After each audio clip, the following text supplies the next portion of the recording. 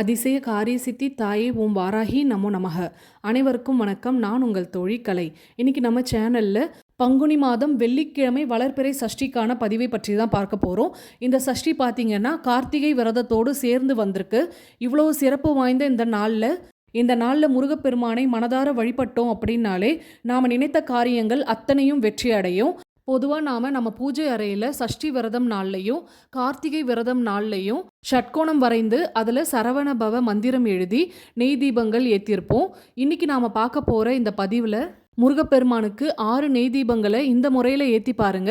கட்டாயம் இதுவரைக்கும் தடைப்பட்டு இருந்த எல்லா விஷயங்களும் நடக்க ஆரம்பிக்கும்.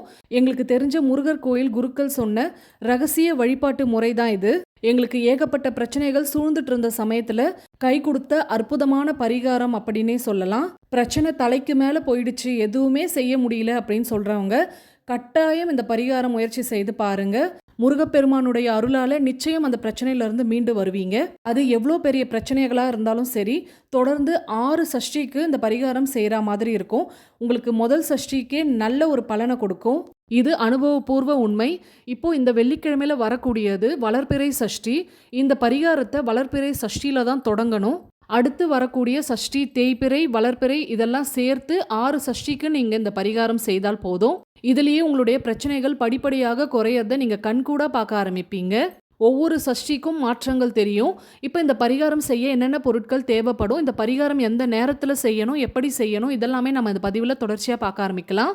பதிவுக்குள்ளே போகிறதுக்கு முன்னாடி நம்ம சப்ஸ்கிரைபரான தோழி அவங்க வீட்டில் வாராகி அன்னைக்கு தீபம் ஏற்றிருக்காங்க. அந்த தீபத்தினுடைய சுடர்லையும் அன்னையினுடைய முகம் தெரிஞ்சிருக்கு. கூடவே தீபச்சுடர் பக்கத்தில் அன்னையினுடைய 2 கண்கள், வராக முகம் ரொம்ப தத்ரூபமாக தெரிஞ்சிருக்கு. பாருங்க எவ்வளோ அழகாக அன்னை காட்சி கொடுத்துருக்காங்க அப்படின்னு. உங்களுக்கும் இந்த தீபச்சுடர்லையும் இந்த அகல் விளக்குலையும் தெரியறது அன்னையினுடைய முகம்தான் அப்படின்னு தோணுச்சுன்னா ஒரு லைக் பண்ணிடுங்க. சரி வாங்க இன்னைக்கான பதிவுக்குள்ளே போயிடலாம். சஷ்டி திதி தொடங்கக்கூடிய நேரம் வெள்ளிக்கிழமை அதிகாலை 4:25 மறுநாள் அதிகாலை 3:52 வரை சஷ்டி திதி இருக்கு. வெள்ளிக்கிழமை முழுவதுமே சஷ்டி திதி இருக்கிறதுனால சஷ்டி திதி வழிபாட்டை காலை முதல் இரவு வரை எந்த நேரத்தில் வேணாலும் நீங்கள் செய்யலாம். இன்னைக்கு நாம் பார்க்க போகிற இந்த பரிகாரம் மாலை 6 மணிக்கு செய்ய வேண்டியது. பங்குனி மாதம் அப்படின்னாலே முருகப்பெருமானுக்கு உகந்த மாதம். இந்த மாதம் செவ்வாய்க்கிழமை வழிபாடாக இருந்தாலும் சரி, சஷ்டி விரதம், கார்த்திகை விரதம்லாம் இருக்கிறதுனால முருகப்பெருமானுடைய அருளை நாம் பரிபூர்ணமாக பெற முடியும். அதே மாதிரி இந்த மாதத்தில் இன்னொரு கூடுதல் சிறப்பு என்ன அப்படின்னா, இந்த மாதத்தில் தான் பங்குனி உத்திரம் வழிபாடும் நாம் செய்வோம். பங்குனி உத்திரம் முருகப்பெருமானுக்கு ரொம்பவே விசேஷமான நாள். இந்த பங்குனி மாதத்தில் முருகப்பெருமானுடைய வழிபாடே சிறந்தது அப்படின்னும் சொல்லலாம்.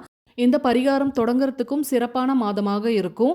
அடுத்ததாக இந்த சஷ்டி விரதம் அன்று முருகப்பெருமானை எப்படி வழிபாடு செய்யணும் அப்படின்றத பார்த்துடலாம். காலையிலே குளிச்சு முடிச்சுட்டு வீடெல்லாம் நல்லா சுத்தம் செய்துட்டு பூஜை அறையில் காலையிலே முருகப்பெருமானை நினச்சி ஒரு தீபம் ஏற்றி வைங்க.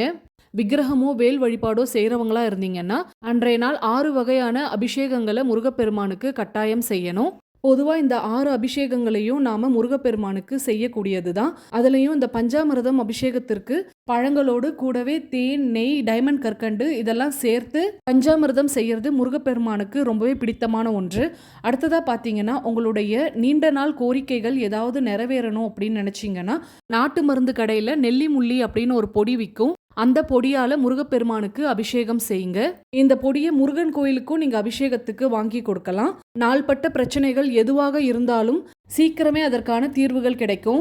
அடுத்ததா அன்றைய நாள் திணை அரிசியால் செய்யப்பட்ட பலகாரங்களை நைவேத்தியமாக செய்து வைத்து முருகப்பெருமானை வழிபடுங்க. மலர்கள் அப்படின்னா முருகப்பெருமானுக்கு மிகவும் பிடித்தமான செண்பக மலர் மற்றும் செவ்வரளி மலர்களை மாலையாக கட்டி முருகப்பெருமானுக்கு சாற்றி விடுங்க. நார்மலாக சஷ்டி, கிருத்திகை நாட்களில் இந்த மாதிரி ஷட்கோணம் வரைந்து இதில் சரவண பவ மந்திரம் எழுதி தான் தீபம் ஏற்றிருப்போம். இந்த மாதிரி 6 நட்சத்திரங்கள் வரைந்தும் தீபம் ஏற்றலாம். இந்த பரிகாரத்துக்கு இந்த மாதிரி நட்சத்திரம் உங்களால் வரைய முடியும் அப்படின்னா முருகன் படத்துக்கு முன்னாடி கொஞ்சம் பெருசாக அரிசி மாவால் வரைஞ்சி வைங்க. இந்த மாதிரி வரைய தெரியாது அப்படின்னு சொல்கிறவங்க மேலே 3 நட்சத்திரம், கீழே 3 நட்சத்திரம் வரைந்து வைங்க. இப்போ நான் ஸ்க்ரீனில் காட்டியிருக்கேன் பாருங்க. இந்த மாதிரியும் நட்சத்திரங்களை தனித்தனியாக வரைந்து வைக்கலாம். முருகப்பெருமானுடைய சக்தி வாய்ந்த சரவண பவ மந்திரத்தை தான் ஒவ்வொரு நட்சத்திரத்திலையும் எழுத போகிறோம். முதல்ல இந்த சரவண பவ மந்திரத்துக்கான பீஜாட்சர மந்திரங்கள் என்னென்ன அப்படின்றத தெரிஞ்சுக்கலாம். ச அப்படின்ற எழுத்துக்கு ஓம் அப்படின்ற பிரணவ மந்திரம் வரும். ரக்கு ரீம், வ அப்படின்ற எழுத்துக்கு உச்சரிப்ப ஹ அப்படின்னும் சொல்லுவாங்க. அதுக்கு ஐயும் என்ற பீஜ மந்திரமும், ந கிளியும் ப ஔவும் வ சவ்வும் என்ற பீஜ மந்திரத்தை குறிக்கும். கந்த சஷ்டி கவசத்துல கூட இந்த மாதிரி வரிகள் எப்படி வரும் அப்படின்னா சரஹண பவ அப்படின்ற உச்சரிப்போடு தான் வரும். சரவண பவ அப்படின்னு வராது. இதை பற்றி நாம் இன்னொரு பதிவில் தனியாக பார்க்கலாம். இப்போ நம்ம இந்த பரிகாரத்துக்குள்ளே வரலாம். இந்த மாதிரி நட்சத்திரங்கள் வரைஞ்சிட்டு முதல் நட்சத்திரத்தில் சரவண பவ மந்திரத்தை மேலே இருந்து தொடங்கணும். நடுவில் ஓம் அப்படின்ற பிரணவ மந்திரம் எழுதணும். இதுதான் நாம் பொதுவாக பயன்படுத்தக்கூடிய நட்சத்திரம். அடுத்து வரக்கூடிய நட்சத்திரத்தில் இருக்கக்கூடிய எழுத்துக்கள் நாம் மாற்றி மாற்றி எழுதும்பொழுது அதற்குரிய பலன்களை கொடுக்கும். அடுத்த நட்சத்திரத்துக்கு ர மேலே வரணும். அப்போ நீங்கள் ச எங்கேருந்து ஆரம்பிக்கணும் அப்படின்றத பாருங்கள். சரவண பவ அப்படின்னு முடிக்கணும். அதனுடைய ரீம் பீஜ மந்திரத்தை நடுவில் எழுதணும். இந்த மாதிரி தொடர்ந்து 6 நட்சத்திரத்திலையும் அதற்குரிய பீஜ மந்திரம் நடுவில் எழுதணும். ஸ்க்ரீனில் நான் எப்படி வரைஞ்சி எந்தெந்த எழுத்துக்களை எழுதியிருக்கணும் அதெல்லாம் சரியான முறையில் எழுதி வச்சுக்கோங்க. அதை பார்த்து அன்றைய நாள் பூஜை அறையில் வரைந்து வைங்க. இந்த மாதிரி நட்சத்திரம் வரைய போறீங்கன்னா ச எழுத்து எழுதியிருக்க இடத்துல ஓம் அப்படின்னு தொடங்கி தொடர்ந்து நீங்கள் அடுத்தடுத்து மந்திரங்களை எழுதிட்டு வரலாம். நடுவில் பீஜ மந்திரமும் மேலே எழுத்துக்களையும் சரியாக மாற்றி மாற்றி எழுதிட்டு வாங்க. அடுத்ததான் இந்த தீபம் எப்படி ஏற்றணும் அப்படின்றத பார்க்கலாம்.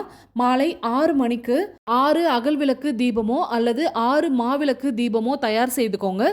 இன்னும் கூடுதல் பலன் கிடைக்கணும் அப்படின்னா தினை மாவுல மாவிளக்கு செய்து அதில் தீபம் ஏற்றுங்க. ஒவ்வொரு மந்திரத்துக்கு மேலேயும் ஒரு விளக்கு வச்சு நெய் ஊற்றி 2 துளி தேன் சேர்த்து 2 பஞ்சு திரிகளை ஒன்றாக இணைத்து போட்டு இந்த தீபத்தை ஏற்றி வைக்கணும். தீபச்சுடர் கிழக்கை நோக்கியோ அல்லது வடக்கை நோக்கியோ எரியலாம். தீபம் ஏற்றிய பிறகு இப்போ ஸ்க்ரீனில் தெரியக்கூடிய இந்த மந்திரத்தை 6 முறை சொல்லணும். சொல்லி முடிச்சதுக்கு அப்புறம் உங்களுடைய பிரார்த்தனைகளை முருகப்பெருமானிடம் மனதார சொல்லுங்க. இந்த வழிபாடு எல்லாவித பிரச்சனைகளுக்கும் தீர்வுகள் கொடுக்கும். குழந்தை வரம், திருமண பாக்கியம் எதிர்பார்க்கிறவங்க கட்டாயம் இந்த பரிகாரம் முயற்சி செய்யுங்க. கடன் பிரச்சனைகள் தீரவும், நிலம் வீடு சம்பந்தமான பிரச்சனைகள் தீரவும் இந்த தீபம் ஏற்றி முருகப்பெருமான வழிபடுங்க. அது மட்டும் இல்லாம விற்காத சொத்துக்கள் விற்கணும் அப்படின்னு நினைக்கிறவங்களும் இந்த தீபம் ஏற்றி வழிபடுங்க. நிலம் வீடு வாங்கணும் அப்படின்னு நினைக்கிறவங்களும் இந்த தீபம் ஏற்றி வழிபடலாம்.